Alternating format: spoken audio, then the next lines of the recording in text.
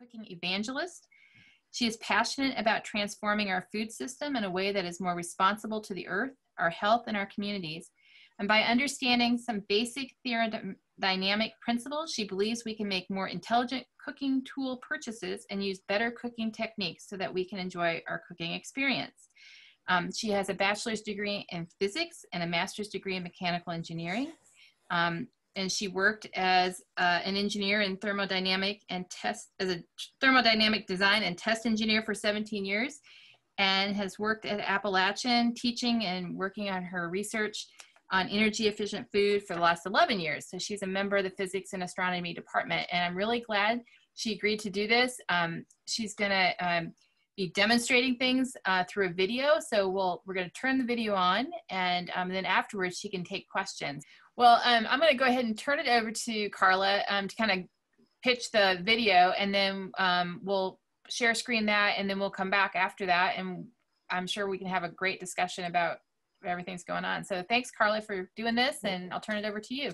Yeah, no problem. Thanks for the invitation. Thanks for being here. Good to have a fellow physicist on board. That's fun. So because of the timing of this, I just went ahead and did the solar cooking demo separately and recorded it. And so I think we're just going to go there and watch that. It was a really pretty day. We had a little bit of cloud cover come in for the most part. We had some pretty optimal cooking conditions. So I think we'll just watch that and then do Q&A afterwards. So if you have any questions as we're going through it, if you just want to jot them down, that would be great. Just so you know, this is being recorded.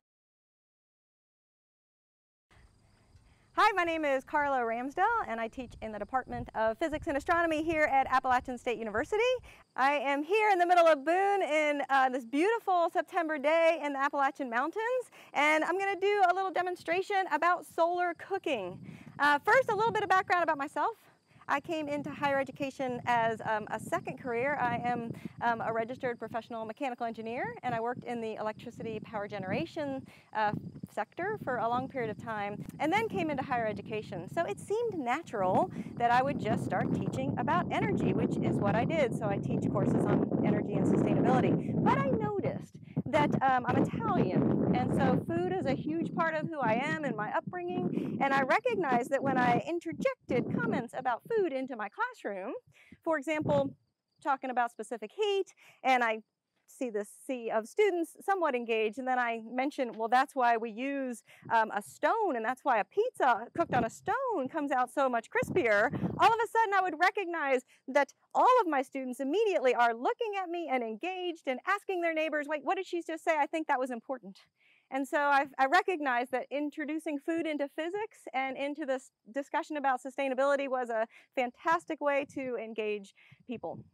So then, as I started doing more research about physics and food, I recognized that this is an energy source that I believe is underrepresented in our energy efficient discussions. Food is energy, and how we manipulate it is really important and is one of the big drivers in climate change currently. So now my work is all about the physics of food and the thermodynamics, studying the energy of the food system. And I take a really broad look at it, from what foods we choose to grow, and then how we process them, how we package them, which is a big deal, and then how we transport them and refrigerate or freeze them. And then the fun part happens when it gets into our homes, so how we cook it, what skillets we use, for example. My latest research project studied 8 different skillet materials, from a $200 solid copper pan to a humble $15 cast iron skillet. And we used infrared thermography to try to dictate what is the most sustainable skillet, both based on thermal properties and some non-thermal properties. So yeah, we cook in our home, we look at different types of ovens and talk about refrigeration. And then the final step of my work is looking at the disposal side of things and how we're responsibly getting rid of things and recycling the packaging and what have you. So that's the broad search. I teach courses. I teach a first-year seminar class on the physics of energy efficient cooking. I teach the general physics series, which I introduce some food into. I teach this course on energy and sustainability. And then also I teach a course dedicated to the physics of food and cooking. So as we said, we're gonna talk specifically about how to cook with the sun, right? So when we're in our kitchens, we can talk about efficient ovens, but still they have either fuel or electricity coming into them somehow. on a beautiful day like today, we have about 1,000 watts of solar energy incident upon the Earth every square meter. And that's a pretty significant amount of energy. So a lot of people obviously are engaged in this topic of how can we use that to cook for us. And so there's a lot of really creative solutions that we'll talk about. And we'll get into the physics. But before that point, I thought maybe it was a good idea to go ahead and just start cooking so that the food can cook while we're describing the physics. All right, I decided to stay really pretty simple here. So first of all, we're going to cook some potatoes and peppers, which is a good chance to pause and talk about how we source our food, right? How we get this energy source. And so all these beautiful potatoes and peppers, except for these two white ones, came from the High Country Food Hub. So this is an amazing resource we have here in Watauga County. It's an online farmers market. All the food is grown locally. And so obviously we have this real benefit in that we reduce transportation energy. That's a super critical part of a local food system. But there's also a lot of other factors that may even be more important than just the reduction in transportation. We don't package them. So this was from Daffodil Spring Farms in Valley Cruces, and they choose to package their potatoes, right, in a little simple paper bag, which will biodegrade really simply. So if we put that in contrast to how we may buy a potato in a grocery store in a plastic mesh bag that will take 100 years to degrade. So packaging is a big advantage of choosing some local food. We have to kind of challenge ourselves and be okay with food that's maybe not as beautiful as what we buy in the grocery store, right? So we waste 40% of the food that's grown in the United States never gets eaten. A lot of the times it just stays in the field because the farmer chooses that it's not pretty enough for us to purchase. And so, you know, it's okay. I kind of like food with a little bit of personality personally, but that's a way to recover an enormous amount of energy because we've grown that food, and then just to let it rot seems like an incredible waste. I'm going to stop talking because this is loud.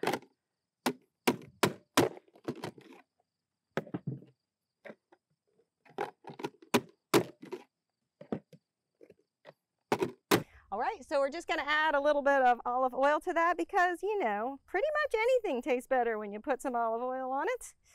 We're also going to add a little sprinkle of salt.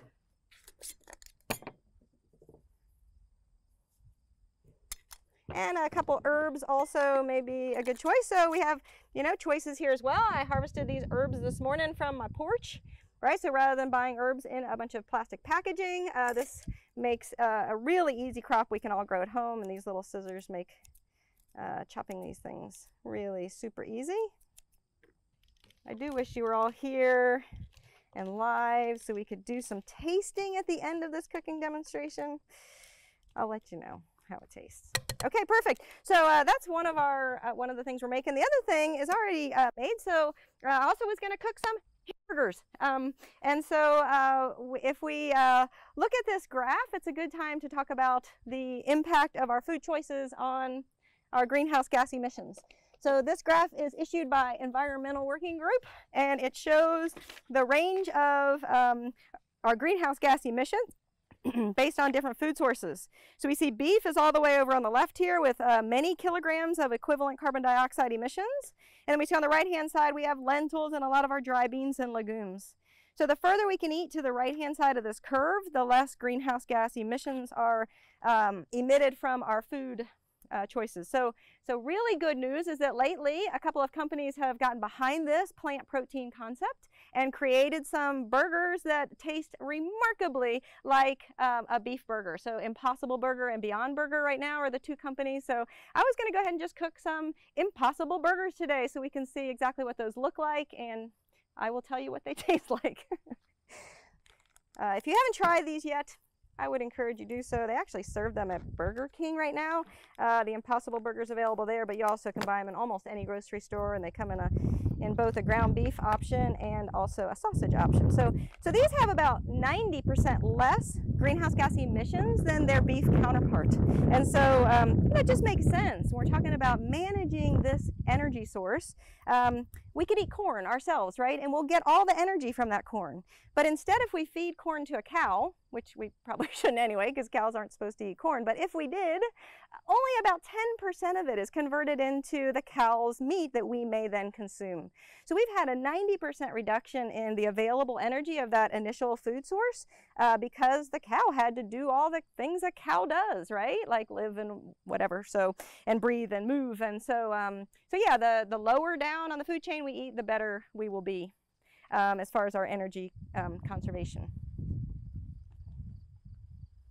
Okay, so I think we're ready. We're going to go ahead and load our ovens. We're going to put 2 burgers in each oven, and then also these potatoes and peppers. Let's split this in about half. We're going to talk about the different kinds of ovens that I'm using here in a moment, but again, I'm just going to load these up. Unfortunately, we have had a cloud show up on our cooking scene. That's unfortunate, but that's okay. We'll see if we can pull it off anyway. So half of them are going to go in this evacuated tube oven. This is called the GoSun Fusion. It's the latest and most advanced solar oven on the market right now. Perfect. I think that's ready to go. I'm going to put another scoop of that in there. Okay, we're going to just close that up and give it a good seal.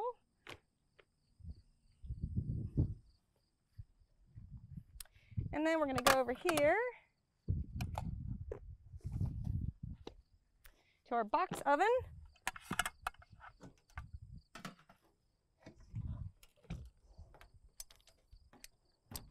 Okay, we want to make sure both of these ovens are focused well into the sun, casting a symmetrical shadow. There's a lot of different mechanisms these ovens give us so that we're sure that we're focused properly. All right, so there's our main course, but no meal would be complete without a little bit of dessert, so I also made some ginger snaps ahead of time that I'm going to go ahead and cook in this evacuated tube down here. So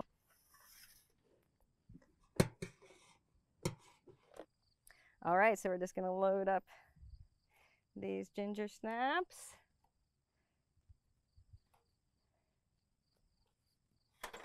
And, you know, just to make the meal complete, we need a little bit of coffee. And so I'm additionally going to brew a cup of espresso in this parabolic reflector. Let's get that focused right as well. All right, so while that's all cooking, let's talk for a bit about these different kinds of solar cookers. In general, solar cookers can be divided into 2 categories. One of them are solar ovens, right? These are things that are designated to replace the oven in your home. So, and among the ovens, we have kind of 2 categories. So we have box ovens, which would be that one over there, the sun oven, and then also this yellow one on the ground.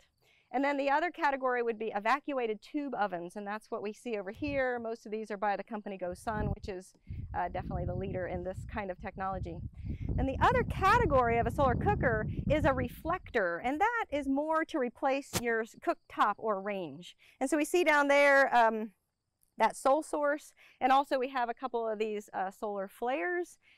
Those are more about reflecting onto a cooking surface such as a skillet or a pan or something along that nature. This right here, our espresso maker, is also like that. You would normally put the espresso on the range top, and so this is replacing the range top.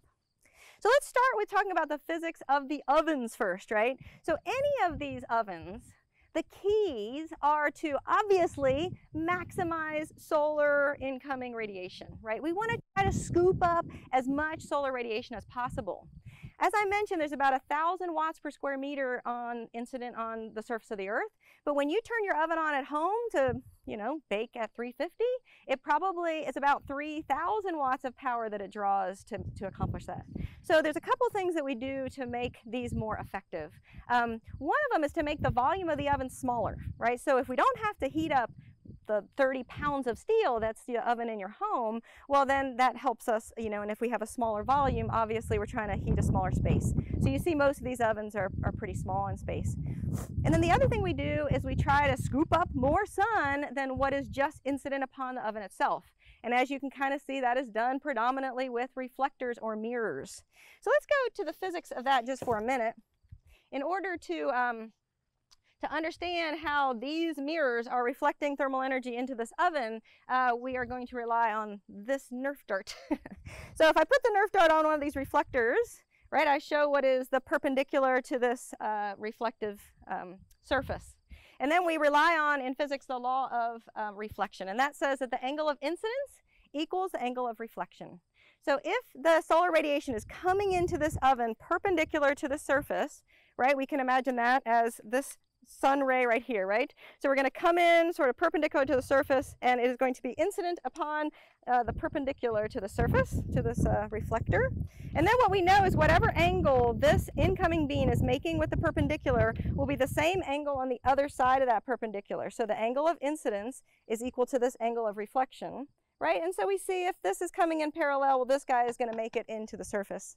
We do lose a little bit of energy upon a bounce, but not much, right? And so rather than just relying on the energy hitting this glass surface, now we can scoop up a much bigger space. We see the same thing happening down here with our evacuated tubes. This gets a little more complicated because we're no longer just reflecting onto a flat surface, but we want to reflect on this, this line here. And so what we rely on there then is a parabola. And if you don't remember from geometry, a parabola is a slice through a cone. And it ends up that maybe counterintuitively, if you have incoming radiation coming in straight in sort of perpendicular to this whole oven arrangement, then the focal point off of a parabola shape will be onto a central point. If you instead chose a semicircle, well, the focal point then would be along a line, and some of the reflection from these surfaces would miss the oven completely. So it's important that all of these circular reflectors are based on a parabolic shape rather than a circular shape. All right, so we want to make sure that we maximize solar radiation gain. Part of that is by these reflectors. Also, in the case here of this evacuated tube, this is a really fun thing to talk about. So evacuated tubes are two concentric cylinders inside each other. The outside is all out of borosilicate glass, which is what most of the Pyrex in your kitchen is made out of. It has very good transmissivity, which means it allows the solar radiation to pass through this outer surface very easily. Then we coat the inside cylinder with a solar selective material that is very effective at absorbing solar radiation from the Earth's wavelength, from the sun's emitted wavelength, right? So what we know about radiation is that the intensity of the radiation is dependent upon the body that emitted it. So the sun, that has a 9,800 degree Fahrenheit surface temperature, emits radiation that is very intense, very short wavelength. So it can make it through this outer cylinder with no problem and gets absorbed by the coating on that inner cylinder. That then warms the oven.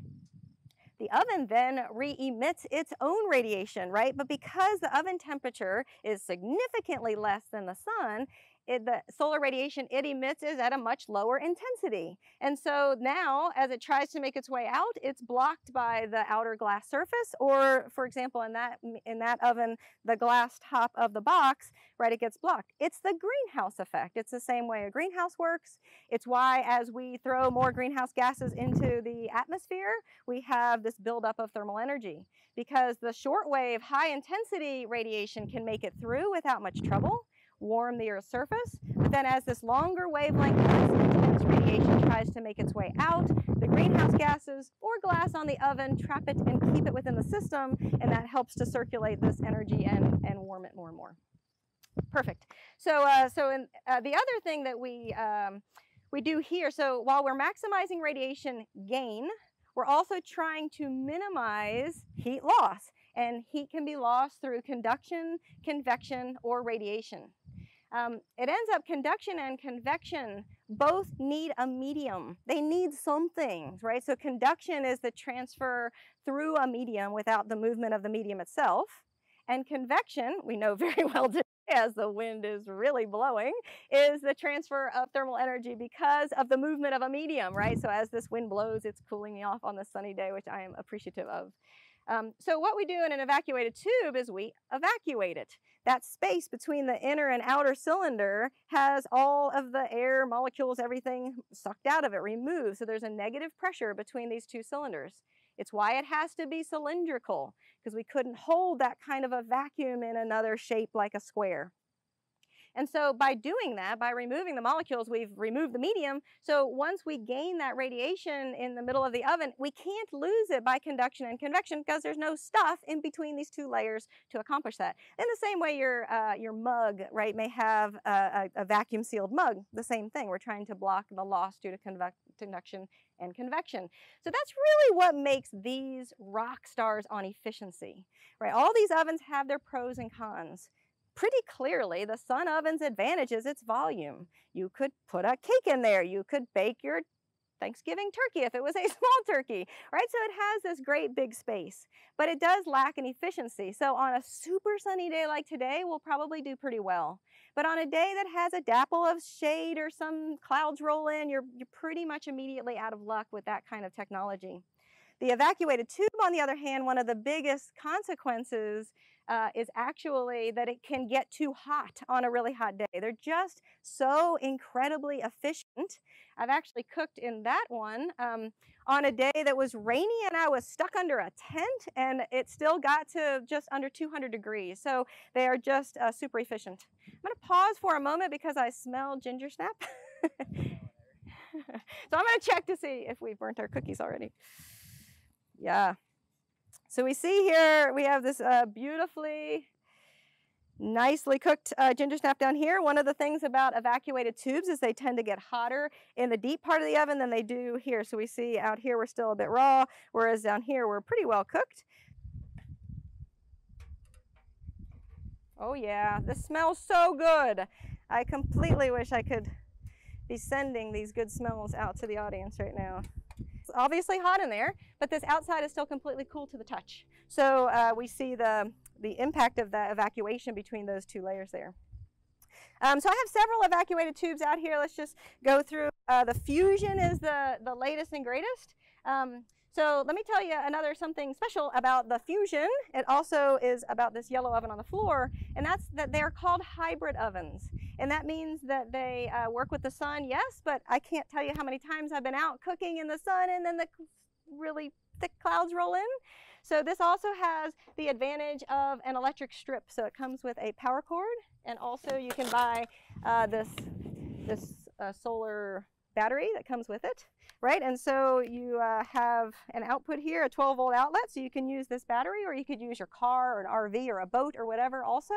And this plugs into here, and then this plug here plugs directly into the tray of the fusion. And I'll show you when I take the food out of there, on the bottom of the fusion, there is an electric resistance heater. And so that allows this space to be heated even in the absence of sun. So one of the great things about the fusion also is that you could get a solar panel and charge your battery during the day with the solar energy. And then when you come home at night, because usually dinner time is not an ideal time to solar cook, which is one of the drawbacks. But now you could actually plug your oven into this battery, which had stored solar energy for the day, and then cook in the evening. So it's a brilliant solution to both trying to augment when the sun is not really bright and also be able to cook at night. So super excited about that new technology. That yellow oven on the ground is a box oven equivalent. So this is also a hybrid oven. It also comes with a plug, and there is an electric heater in here. So this is a great way to show that it's important that we are designing our products really well. You see, as you open this oven, however, we get a significant tipping. So it's a very difficult oven to cook on, but it did have the advantage of having this hybrid element, which I thought was really smart. So the leader in the box oven would be this one, which is the sun oven. And the way that it contains the thermal energy is by this, there's an inside aluminum liner, right? It's black, which obviously you want because any of the solar radiation that comes in, you want to make sure that you have an absorbing surface there so it can heat up. You wouldn't want a reflective surface inside the oven because that shortwave radiation would come through the glass and then bounce off the surface, and then since it would stay pretty high intensity short wavelength, it would just make it right back through the glass. So you want to make sure on the inside you're putting some really dark absorbing colors. And then the outside here is just a plastic surface on the outside of the oven, and between the inside aluminum and this outside plastic there's fireplace insulation. So I could cook on this all day long, and the outside will always be cool to the touch. So it also does a good job of keeping in that thermal energy. Okay, a couple more ovens, so many ovens. So here's another example of one of GoSun's. This is a great example of a portable oven you could bring with you to the next barbecue while everyone else is slaving over the coals. You could just open this. So this is a teeny tiny, it's great for 1 or 2 people. Here's the tray. They come with these little silicone baking pans, which you can choose to use, or you can just go right into the pan itself. This is actually pretty much as effective as the Sport that we're using here. So really small, it has a little lock there, and again, really portable, fun, great introductory to solar cooking. I have another example down here. This is a solar kettle. So that's filled with water currently, and it's a great way to boil water. It boils about 2 cups of water in about 20 minutes on a really sunny day. Again, the reflectors are just built in there. You see that this actually can then close all up, so you could bring that with you somewhere, and then when it's time to cook, you can just open up these solar panels, and then this becomes the stand and the reflectors. Like that. Beautiful. And there's also another example of an evacuated tube that's really, really, really tiny. Okay. So the next category, so all these things we've been talking about are things that replace your oven.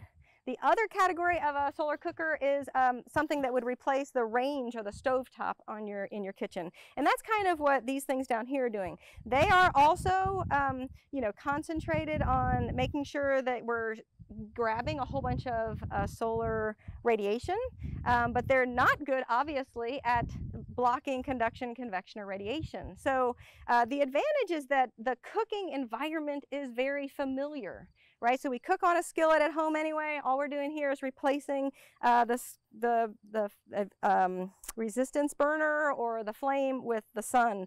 And so actually in some tests they've done in third world countries, these types of cookers had the highest adoption rate because you could genuinely kind of replace a 3-stone fire with this reflector, and all the cookware and methodology that you sort of were used to doing culturally remain the same. So they're not nearly as efficient, right? But so we have to consider all these other factors to make sure that we have good adoption.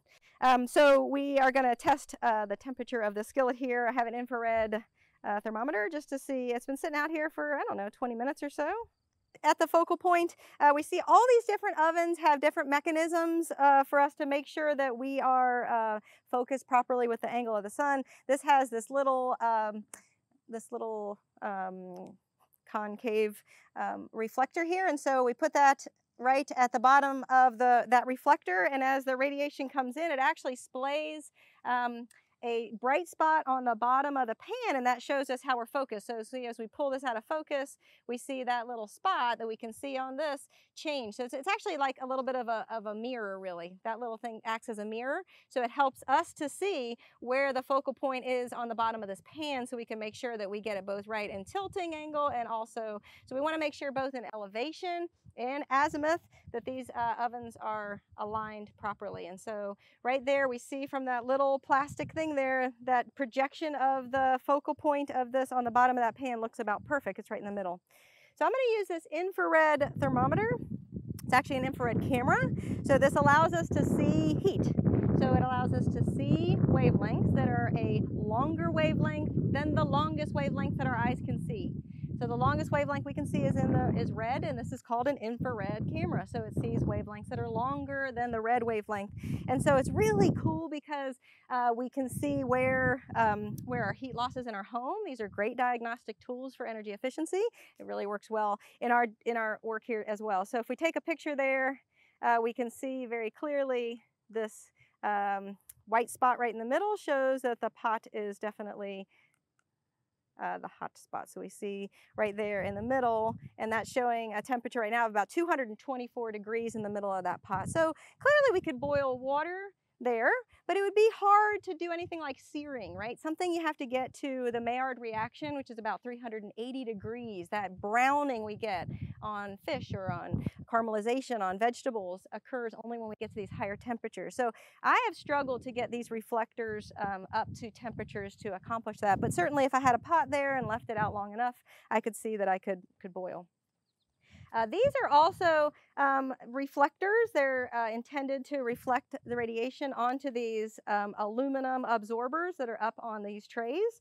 Yeah, obviously the least efficient of what we're talking about here. I have definitely cooked quesadillas in here, so we get hot enough to melt cheese. You can make s'mores all day long. It's enough to melt the chocolate and make the marshmallow nice and mushy, but trying to cook other things becomes a challenge. I've actually done some pasta and kind of boiled pasta in there. Boiling probably is an aggressive term, but I got the pasta water hot enough to cook it. It took about an hour to cook a single serving of pasta, but yeah, so they actually have this, all that this surrounding sort of shade here is trying to do is to block convection right now. So they, this is the problem here is I think what we're gaining by radiation, we're losing by convection, and those kind of try to surround it to avoid that. I smell the ginger snaps again, so let's hop over here and see how this Go-Sun Sport is doing. Oh yes, potentially we have waited a little bit too long for batch number 2 of our ginger snaps, so we definitely see we have accomplished our caramelization we spoke of earlier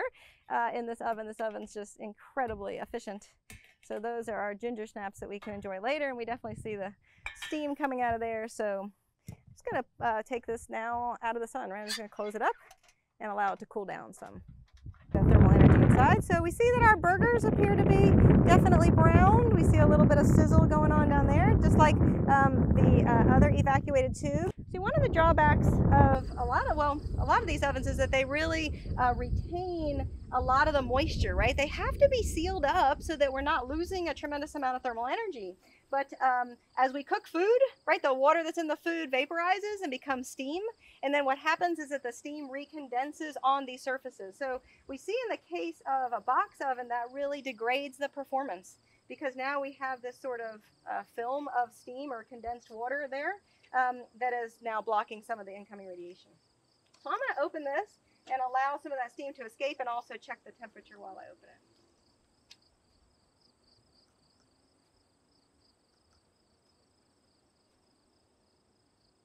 Okay, so also I see the burgers are looking like they're coming along pretty well. We can even see a little bit of sizzle there on the edge of the burger like we did on the other one, and then the potatoes are on their way to cooking.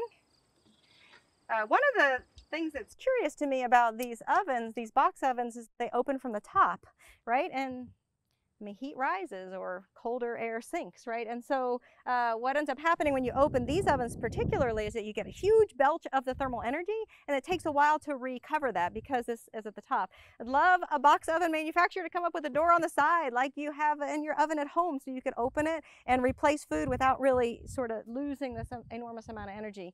The evacuated tubes, right, you open them from the side, and so that does definitely help to not drop the temperature so significantly as you check on the food. All right, so I think we've waited a little while. We keep having sort of the clouds rolling in, so we've had a little bit more of a wait than typical, but I think we're going to go ahead and pull this food out of the oven. I just wanted to make a note quickly that, you know, we've talked about the effectiveness of evacuated tubes, but I have learned that not all evacuated tubes are created equal. So for example, this solar oven I was really attracted to, right, because it has a really nice hard outer shell, which is protective, but I know from outreach events that I can do cookies in this one, about 4 batches of cookies to 1 batch in there. So whether it's the difference in the coating or evacuation or reflectors maybe aren't parabolic enough or what have you, just want to be cautious about that there's a lot of factors that have to come together for all this technology to work as well as it does. All right, so let's go ahead and open the oven and see if we can do some eating, which again I really would love to share, but I'm just going to have to do it all myself. On a day that we weren't struggling with the sun so much, we definitely would have a little bit more browning on those. I've cooked them in here before and gotten a nice browning. And then let's head over to our box oven and see how that's doing. And open this up. Might be nice to take an infrared image. So we're showing about 238 degrees inside this oven right now. The vegetables also, and the burgers seem to have done quite well. There we go. Let's take a taste and see what it's like. All right, so again, I wish you were here to share this with me, but I'm going to take a little taste here and see how everything went. Peppers are delicious. A little bit of this burger, we see that it did cook all the way through. We have no more pink. Really, really good. I would super encourage you to try these new burgers. Don't necessarily need to be all vegetarian. Any part of our food system that we can shift is a help. And then lastly, so one note about evacuated tubes is you have to be okay with your cookies being a little curved, which is okay because you know what? They fit in your mouth a lot better, right? Really, really good. Cooked perfectly. So thank you for joining me. Get out there and cook, and I'm happy to answer any questions you might have. Have a great day.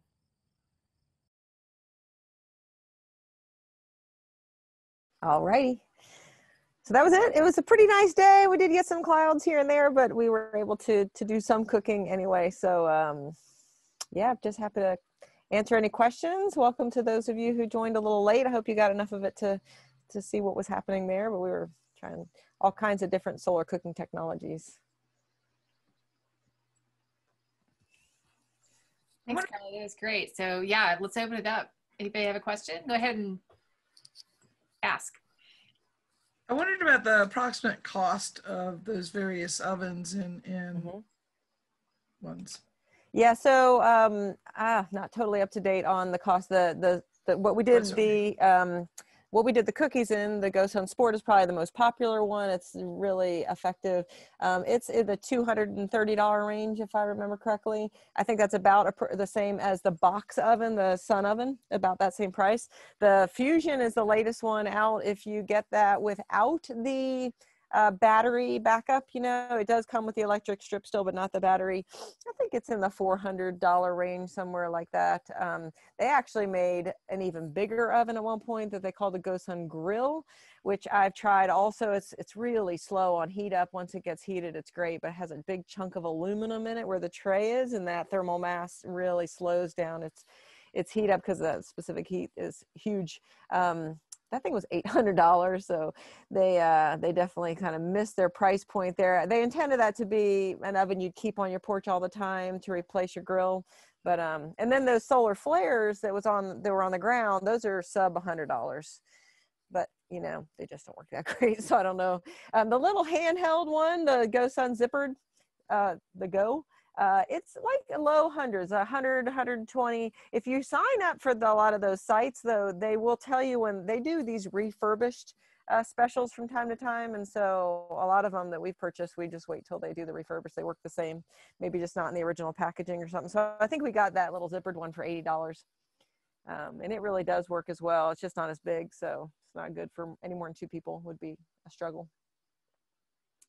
But, you know, and all those companies are pretty actively involved in distributing this technology in third world countries as well. So, you know, I mean, I love cooking with this. It's fun. I would never talk anyone out of it. It's a great hobby. It is really fun to show up at some event and whip it out. But I don't think it's going to move the needle, obviously, in the United States or in an industrialized country in our energy use. However, when we look at some other countries who are, you know, really struggling with cooking fuel, deforesting to get the fuel they need, spending money they would otherwise spend on food just to spend on the fuel to cook the food, you know, it's just enormous opportunity because typically you have really good solar irradiance in these locations. And so, you know, although they're limited in a lot of resources, they're not limited in sun. So I know both Sun Oven, the box oven, and GoSun, the evacuated tube, you know, for every purchase you make, part of the proceeds go to purchase ovens in other countries. So I've worked with a student on, you know, on that kind of deployment, especially for water pasteurization, you know, to try to think how we can use these to make sure you have safe drinking water. And so, yeah, pretty exciting opportunities there. Carla, can you scale them up? Are there bigger kind of commercial solar ovens? There are, you know, the evacuated tube has struggled. So there is one example. I don't think I have a picture readily available, but basically it's a big sort of curved arched reflector, and there's maybe 5 evacuated tubes stacked in there. So like Jose Andres has done this thing on the White House, the greens of the White House once, where he was cooking on those out there. But the box oven, there is that company actually has made a trailer size big, where you could actually have it in a community where they could be baking bread, you know, something that's really useful. And I'm not sure how you get into that thing, but I've seen it, like, you know, maybe I want to say like 10 times bigger than that one, right? It's really large with those same reflectors. And so you can do something at a bigger scale. How did you get into solar cooking? Where did the interest for this get spurred? Good question. So, I mean, I just think it was a natural step when my background's in energy, and then little by little, I started kind of getting into this cooking thing. It was apologetically at first because I'm a really environmental steward, and I thought, well, no, I really shouldn't be doing cooking. I should be doing renewable energy, but just students love this cooking stuff. But then the more I researched cooking, it's an incredibly underrepresented energy source, especially in our energy efficient discussions. You know, we talk about electricity and transportation energy and heating fuel, and, you know, 1/3 of our greenhouse gases at least come from our food system. So, you know, so then I just got really excited about this opportunity to improve literacy around this energy source. And then if you're like doing energy efficient cooking, solar ovens are just such a natural step. And there were, you know, so many options out there. So that whole collection of ovens has really taken probably 8 years to gather. And every time something new comes out, I try to find a grant so we can experiment with it. And I've looked at heating curve comparisons between them. I'm a huge fan of the evacuated tube, but it is fragile. You know, that would be it's space limited and it's fragile. So I've definitely busted those tubes, and I mean, they're great. They provide replacement tubes pretty reasonably. So $20, $30 to get a new tube is not so bad once you have the oven. Yeah, just an oven without a plug. Just, it's a beautiful thing. What are some other, you mentioned that you've done some other work with this, with energy and food. What are some other things you've done to reduce the amount, besides eating differently on the food chain? Right. So the food chain's definitely our biggest impact. If we could just eat more plant proteins, that's really where our biggest impact comes. My latest research is on skillet material. So we took, can I share my screen here? I'm going to hop over to this other PowerPoint I have up here. So we tested 8 different skillets. Let me see if I can get to that right here. Just for fun. So you go to a skillet section of a you know, a store, a kitchen store, and the skillet options are completely daunting. There's so many different things. There's always something new. This new ceramic skillet thing now is all the rage. And so you know, so I think this research came about because as I started getting into this, I talked to people who were really engaged in cooking, and I'd say, what's your favorite skillet? And over again, I'd hear a cast iron skillet. I was not raised in like the deep South. Like cast irons were not part of my cooking repertoire, but it was just incredible how often people who were chefs and really into food would choose a cast iron skillet. So I go to the thermodynamic property tables and start looking up. There's nothing about cast iron that would lead me to believe it would be a rock star. So, so I just felt like, you know, the other thing I thought was interesting is people would say, well, I've tried cast iron before, but everything I cook on it always burns. Right? So that piqued my interest too, because if everything's burning, it means that whatever you're used to setting the burner at with your other cookware is too much for a cast iron. But why is it the cast iron is moving that energy more efficiently? Because actually its conductivity is lower than almost any other material we deal with. So I had to be able to see heat. So that's really where this infrared camera came in super handy. We tested a new and an antique cast iron, 2 different carbon steels, thick and thin, an enameled cast iron, a solid copper pan. So this was our most expensive pan at $200. and then a stainless steel all clad and an anodized aluminum pan. So this was, and these, like, this is the arrangement of where these pictures will show up. So let's just watch for a second. These are the infrared images of these as they heat up, and I'll go back and forth, but this is like at the 1 minute mark, and then 1.5 minutes and 2 minutes and 2.5 and 3 and 3.5 and 4 and 4.5 and 5.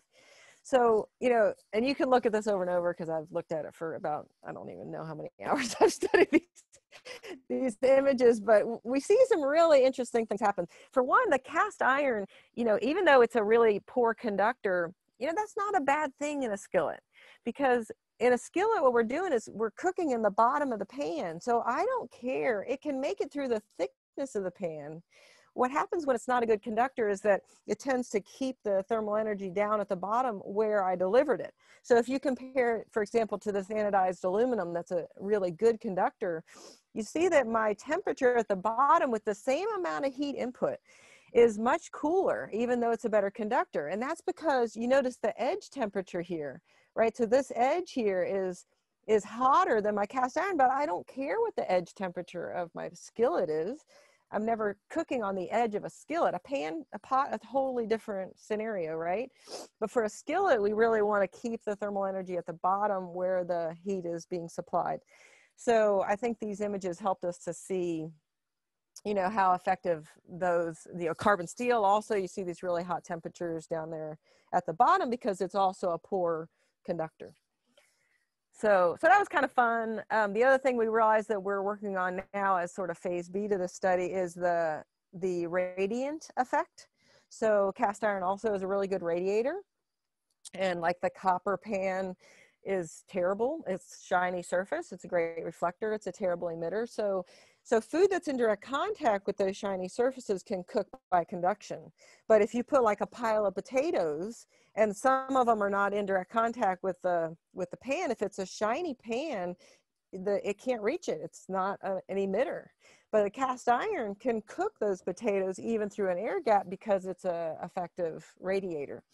So what we're trying to do now is quantify that and use this infrared to look at the radiant differences in these different surfaces. We can watch them cool down too. You want to watch them cool down? It's just so much fun.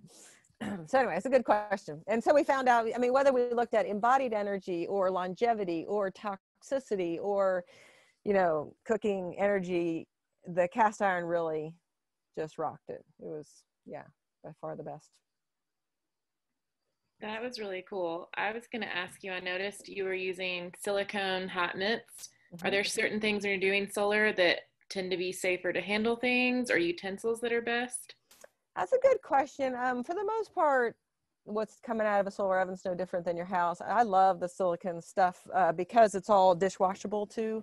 You know, so again, if we're looking at a sustainable kitchen, we want to make sure we're minimizing having to purchase and repurchase and repurchase, you know, and so you buy one set of good silicone, the flexible stuff, hot pads, or even the, you know, hot pads that you put pots on, or the mitts. And, you know, like you can grab a turkey with those and then just walk over to the sink and put hand soap on them and just kind of wash them while they're on your hands, and they're good to go. And I pop them in the dishwasher too, the hot pads, and they come really clean. So, you know, it's one of those things you just don't have to purchase often. Once you got them, they last a long time. When you're doing, you know, cast iron stuff, like in the oven, sourdough baking, and, you know, you can make these sort of contained, you can cook sourdough in a cast iron vessel because it helps to contain the steam, because our ovens aren't steam injected like a commercial oven would be. Those are really, it's like 500 degrees. So you want to be careful that when you're putting it on the counter after that, that you have something that's a really good insulator, and silicone is really good for that.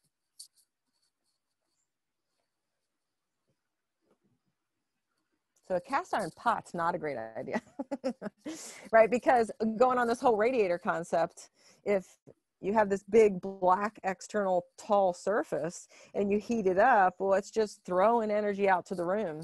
So when you're talking about pots, like, you know, for pasta or whatever, you actually want a reflective surface because you want something that's not going to throw that energy out. But for a skillet, when your food's above it, you want it to be a good radiant surface. So different considerations for different purposes. Any other questions?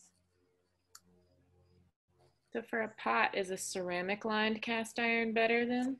Oh, good question. I have not done that. That's really actually a study I want to do, is does the color of your Le Creuset dictate how good of a emitter it is? And my gut says probably yes, that a white Le Creuset is probably more efficient than a black external Le Creuset because of this, you know, emission thing. So I don't know the answer to that, but I have actually reached out to the art department because I thought it'd be really cool collaboration if they could make me a bunch of glazes of different. So anyway, so stay tuned. We might be doing that research here in the future.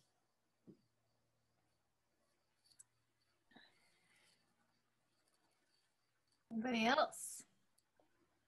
Well, Carla, I really appreciate you doing this. Sure. It was, I mean, I think being able to see all those different varieties of ovens is just amazing. I guess I like these things the best because I get to learn so much about what everybody's doing in their work. Thank you. For those of you who may have joined us late, we'll be posting this out on our website. Correct, Ellen? Is that good? And we have 3 more coming up this fall. And if somebody can help me with those dates, next one is October 6th.